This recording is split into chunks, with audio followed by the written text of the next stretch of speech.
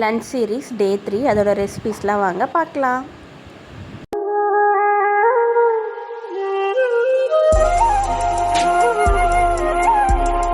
கருப்பு மூக்கடலை, கத்திரிக்காய், பலாக்கொட்டை குழம்பு செய்ய ஒரு வாணலில் எண்ணெய் விட்டு ஒரு ஸ்பூன் ஜீரகம், 10 சின்ன வெங்காயம், ஒரு தக்காளி நல்லா பொடியாக அரிஞ்சு அதை நல்லா வதக்கி எடுத்துக்கணும்.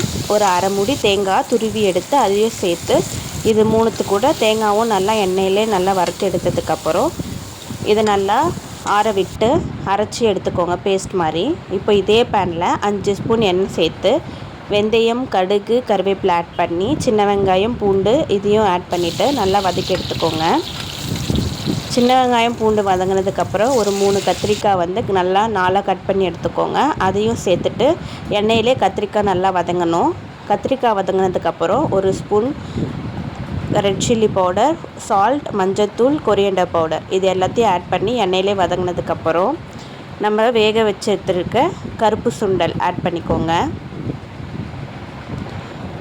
கருப்பு மூக்கடலை ஆட் பண்ணதுக்கப்புறம் இதுக்கு தேவையான அளவு தண்ணி சேர்த்து நல்லா கத்திரிக்காயும் சுண்டலும் கொஞ்சம் வெந்ததுக்கப்புறம் நம்ம அரைச்சி வச்சுருக்க சின்ன வெங்காயம், தக்காளி, ஜீரகம், தேங்காய் அந்த பேஸ்ட்டை ஆட் பண்ணி நல்லா மிக்ஸ் பண்ணி எடுத்ததுக்கப்புறம் ஒரு லெமன் சைஸ் புளி கரைச்சி அதையும் சேர்த்துக்கோங்க.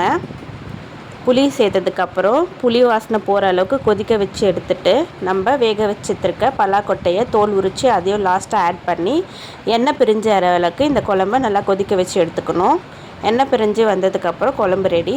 கேரட் பொரியல் செய்ய ஒரு வாணலில் எண்ணெய் சேர்த்து கடுகு ஆட் பண்ணிவிட்டு பாசிப்பருப்பு ஒரு ஸ்பூன், வெங்காயம், கருவேப்பிலை, காஞ்ச மிளகாய் இது 4த்தையும் ஆட் பண்ணி நல்லா எண்ணெயில் வதக்கி எடுத்ததுக்கப்புறம் இந்த வெங்காயம் வதங்குறதுக்கு தேவையான அளவு உப்பு ஆட் பண்ணி வதக்கி எடுத்துக்கோங்க. துருவின கேரட்டையும் சேர்த்துக்கோங்க. கேரட் சேர்த்துட்டு கேரட் வேகிறதுக்கு தேவையான அளவு தண்ணி தொளித்து மூடி வச்சு ஒரு 10 நிமிஷம் வேக வச்சு எடுத்தால் கேரட் பொரியல் ரெடி.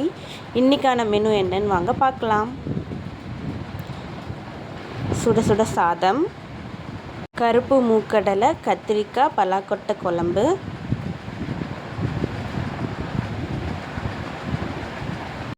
மிளகு ரசம், கேரட் பொரியல், மோர் இது எல்லாத்தையும் செஞ்சு பார்த்துட்டு எப்படி இருக்குன்னு கமெண்ட் பண்ணுங்கள். பாய்.